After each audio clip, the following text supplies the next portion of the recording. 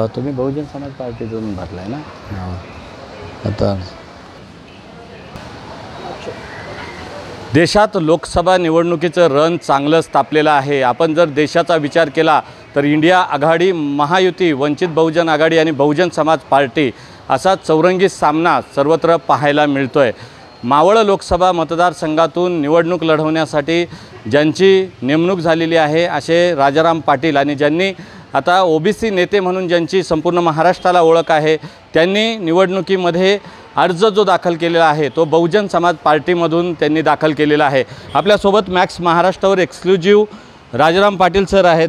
Sir, काय सांगाल, बहुजन समाज पार्टीमधून आपण निवडणूक लढवत आहात, कशा पद्धतीनं या निवडणुकीचा हा प्रवास राहणार आहे, विकासाचे मुद्दे नेमके कोणते या निवडणुकीमध्ये राहणार आहेत प्रामुख्याने?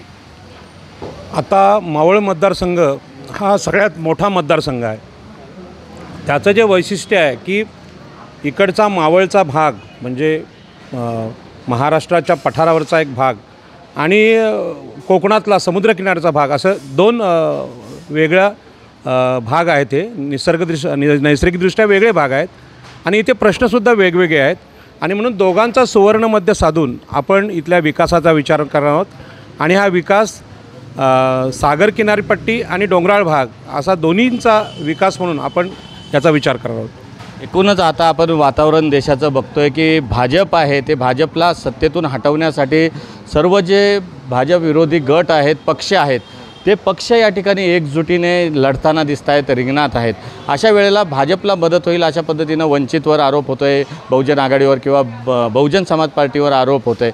हे जे उमेदवार उभे करतात त्याचा फायदा प्रामुख्यानं BJPला होतो, BJPचं पारडं जड होतं असं म्हटलं जातं आहे। काय तथ्य आहे? नाही, याच्यामध्ये काही तथ्य नाही। याच्यामध्ये आपल्याला माहीत आहे की काँग्रेसनी साधारणपणे 50 ते 60 वर्ष देशावर ऑलरेडी राज्य केलं आहे आणि त्यांच्या अपयशामुळे भाजप आली। मागचे 2 निवडणुका त्यांच्याकडे आहेत। पण या सगळ्यांचं निरीक्षण भारताच्या संविधानाप्रमाणे केलं तर भारताच्या संविधानाने देशाला समता, सामाजिक न्याय, आर्थिक न्याय सांगितलेला आहे आणि यामध्ये 85% लोक जे आहेत OBC, SC, ST आणि स्त्रिया, महात्मा ज्योतिबा फुले यांनी त्यांना स्त्री शूद्रातिशूद्र असा शब्द वापरला आहे, यांचं शोषण हजारो वर्ष झालं आणि यांना न्याय देण्यासाठी संविधानाची दिशा आहे आणि या दिशेनुसार मागासवर्गीय म्हणजे आंबेडकरी विचारांचे जे पक्ष आहेत त्यांनी या देशाला तिसरा पर्याय दिला पाहिजे आणि तो म्हणजे ज्यांना या देशानं प्रतिनिधित्व नाकारलं ते स्त्री शूद्रातिशूद्र यांचं प्रतिनिधित्व करणारे जे पक्ष आहेत त्यांना नेतृत्व मिळालं पाहिजे। म्हणून ही जी निवडणूक आहे ही यासाठी महत्त्वाची आहे की मागासवर्गीय लोक आता पुढे येत आहेत आणि ते पुढे यायला लागल्यानंतर अशी बोंबाबोंब होते की समजा तुम्ही स्वतंत्रपणे निवडणूक लढला तर भाजप जिंकेल आणि भाजपला हरवा आणि काँग्रेसला आणा, म्हणजे हे जे 2 पर्याय आहेत, काँग्रेस किंवा भाजप, हे पारंपरिक पर्याय आहेत आणि संविधानिक पर्याय हा OBC, SC, ST आणि स्त्रिया, अल्पसंख्याक हा खरा पर्याय आणि तो विचार घेऊन आम्ही निवडणूक लढतो आहे। आता जर आपण बघाल तर निवडणुकीमध्ये भाजप ज्या पद्धतीनं निवडणुकीला सामोरे जातो आहे, 400 पारचा नारा लगावला आहे, 400 पार भाजप होईल काय वाटतं? 400 पार भाजप होऊ शकत नाही, परंतु 400 पार भाजप या जो नारा आहे तो मनुस्मृतीचा नारा आहे। याचा अर्थ त्यांना या देशात हुकुमशाही आणायची आहे आणि हुकुमशाहीचं खरं नाव आहे मनुस्मृती। त्यांना मनुस्मृतीचं सरकार राबवायचं आणि म्हणून सांगतात 400 पार, म्हणजे इथला विरोधी पक्ष संपवण्याचा हा प्लान आहे आणि विरोधी पक्षापेक्षा या देशातला मागासवर्गीयांचा आवाज 2024च्या निवडणुकीमध्ये बहुजन समाजवादी पार्टी यांच्या रूपाने पुढे येतो आहे राष्ट्रीय स्तरावर, तो आवाज दाबण्याचा हा प्रयत्न आहे। एकूणच बघतोय की दिबा पाटलांचं नाव विमानतळाला नवी मुंबईच्या देण्याची भूमिका सर्व OBC असेल किंवा 18 पगड जाती बहुजन समाजानं केली होती। काय सद्यस्थिती परिस्थिती आहे, विमानतळाला नाव दिलं जाईल? बघा, आता मावळमध्ये 2 उमेदवार आहेत, एक माननीय उद्धवजी ठाकरे यांच्या गटाचे आणि दुसरे एकनाथ शिंदेंच्या गटाचे। विमानतळाच्या नावाचा पहिला ठराव नगरविकास मंत्री एकनाथ शिंदे यांनी सिडकोच्या माध्यमातून टाकला, बरोबर आहे, त्यांनी ठराव टाकला आणि त्यांनी ठराव टाकल्यानंतर त्याला प्रचंड विरोध झाला, लाखोंची आंदोलनं झाली आणि नंतर उद्धवजींच्या लक्षात आलं की आपली चूक झालेली आहे आणि म्हणून त्यांनी आपल्या वडिलांचं नाव हिंदू हृदय सम्राट बाळासाहेब ठाकरे यांचं पाठीमागे घेतलं आणि सांगितलं की इथे दिबा पाटील असतील आणि ही जी बोलणी करण्याचं काम मातोश्रीवर मीच केलं, मी स्वतः केलं आणि सांगितलं की उद्धवजी इथले पितामह किंवा इथले सगळ्यात मोठे नेते, संघर्ष नायक लोकनेते दिबा पाटील आहेत आणि त्यांचंच नाव विमानतळाला लागणार आपण मुख्यमंत्री आहात, मुख्यमंत्र्यांनी आपल्या वडिलांचं नाव देणं हे का औपचारिकपणा नाही, हे चुकीचं आहे. मुख्यमंत्री असल्यावर कोणी म्हणेल माझ्या वडिलांचं नाव पाहिजे, परंतु जो खरं समाजसेवक आहे किंवा ज्यांनी या देशामध्ये 2013 आणि सिडकोच्या भूसंपादनासाठी नवीन राष्ट्रीय कायदा आणला, प्रचंड मोठा संघर्ष स्वातंत्र्यानंतर त्यांनी केला आहे, त्यांचं नाव विमानतळ भेटलं पाहिजे. मान्य उद्धवजींनी त्यावेळी सांगितलं की माझ्या वडिलांचं नाव मागं घेतो आणि मी ह्या विमानतळात दिबा पाटलांचं नाव घ्यावं असा ठराव देतो. पण अर्थातच सरकारचा शेवटचा दिवस होता तो, आणि नंतर भाजपचं सरकार आलं. आता भाजपच्या सरकारकडे अपेक्षा होती, कारण विमानतळ हा केंद्रीय प्रकल्प आहे, त्यांनी ह्याचं नाव द्यायला पावतं निवडणुकीच्या अगोदर. त्यांनी नाव दिलं नाही, आणि नावाला विरोध करणारे एकनाथ शिंदे त्यांच्या गटाचे आता खासदार आहेत उमेदवार. त्याच्यामुळे ही जी निवडणूक आहे, या निवडणुकीमध्ये लोकनेते दिबा पाटलांच्या आंदोलनाचा खासदारकीचा उमेदवार म्हणून मी उभा आहे. आणि आपल्याला माहीत आहे की दिबा पाटील साहेबांचा पहिला जी मुलाखत आहे की बाबा ते आमच्या इथले आगरी कोळी समाजाचे ओबीसींचे महान पुरुष आहेत, महान नेते आहेत, याची पहिली मुलाखतसुद्धा मीच दिलेली आहे. आणि दिबा पाटलांचं नाव देणं हे माझ्या या निवडणुकीचं पहिलं टार्गेट आहे. कारण का या सगळ्यामध्ये ओबीसी SC ST यांचे संघर्ष नायक लोकनेते दिबा पाटील आहेत, ते प्रतीक आहेत. आणि कर्जत, खालापूर, पनवेल, उरण, संपूर्ण कोकणामध्ये दिबा पाटलांच्या नावाने आंदोलन उभं राहिलेलं आहे. आणि याचं आंदोलनाचं रूपांतर पुढल्या काळामध्ये मराठा आणि ओबीसी आंदोलनात झालं हे आपल्याला माहीत आहे. आणि मग ओबीसी आता पुढे येत आहेत, आणि ओबीसींच्या आंदोलनाचं प्रतीक म्हणून ही निवडणूक माझ्यासाठी ऐतिहासिक निवडणूक. सर, देशामध्ये जर आपण बघितलं तर धार्मिक वातावरण या ठिकाणी ज्या पद्धतीनं निर्माण होतं आहे, जातीयतेला देखील विषमतावादी प्रवृत्ती देखील उसळताना या ठिकाणी दिसते. समतावादी विचार हा दबला जातो आहे. ही रायगडची भूमी, मावळची भूमी ही ऐतिहासिक क्रांतिकारी भूमी आहे. ज्या पद्धतीनं देशातलं वातावरण आहे, अशा एकमेकांवर टीकेचे झोड उठवले जातात, विकासाचे मुद्दे मागे राहतात. आपण कोणत्या विकासाच्या प्रमुख मुद्द्यांना घेऊन निवडणूक लढवत आहे? देशातच एकूण विकासाचा जो मुद्दा आहे की चांगले पूल बनवणं, उंच उंच टॉवर बनवणं, चकचकीत रस्ते बनवणं, याला विकास आपले राज्यकर्ते म्हणतात. परंतु या देशाने हजारो वर्ष इथल्या ओबीसी SC STला सर्वाधिकार नाकारले, इथल्या स्त्रियांना सगळ्या प्रकारचे मानवतेचे अधिकार नाकारले, शिक्षणासारखा अधिकार नाकारला, प्रॉपर्टीचा अधिकार नाकारला, स्त्री आणि पुरुषांची समता असते ती नाकारली गेली. आणि आपल्या SC ST भावांच्या बाबतीत बोलायलाच नको, आजही अत्याचार होतात, त्यांच्यात गावागावात अत्याचार होतात. या देशाचा विकास केवळ इमारती, बिल्डिंग, रस्ते झाला तो विकास नव्हे.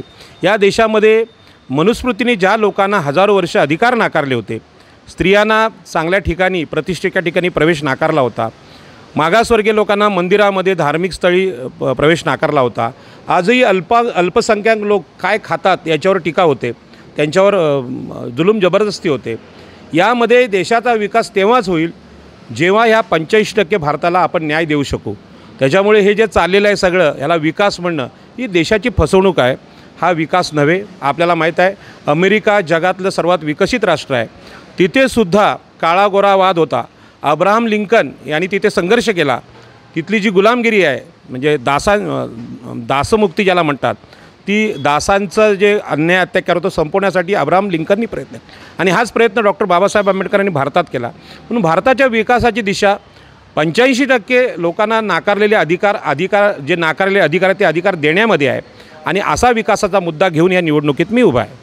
आता जर आपण बघितलं तर देशामध्ये जे अराजकता माजत आहे असं म्हटलं जातं आहे, संविधान धोक्यात आहे, लोकशाही धोक्यात आहे, अशा परिस्थितीमध्ये आपण त्यासाठी ती वाचवण्यासाठी किंवा संविधानाचं रक्षण करण्यासाठी जी आपली भूमिका काय असेल?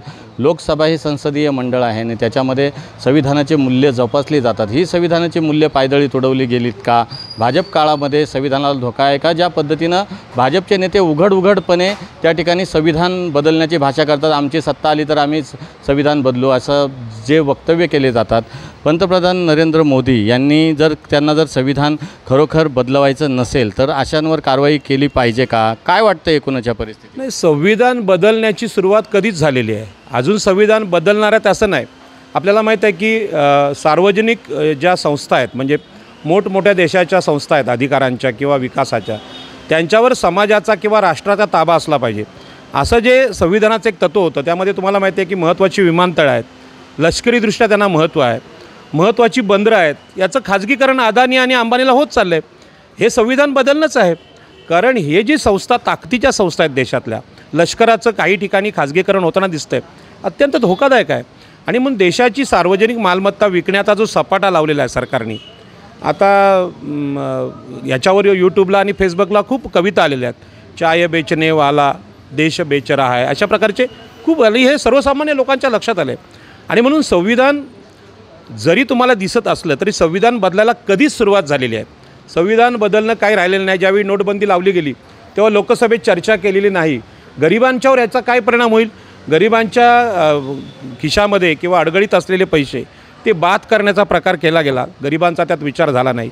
कोरोनामध्ये आपण पाहिलं की कोरोनामध्ये गरिबांना रेल्वे बंद होती, लोक रस्त्यावरून चालले होते, लोकांना औषधं मिळत नव्हता, ऑक्सिजन मिळत नव्हती.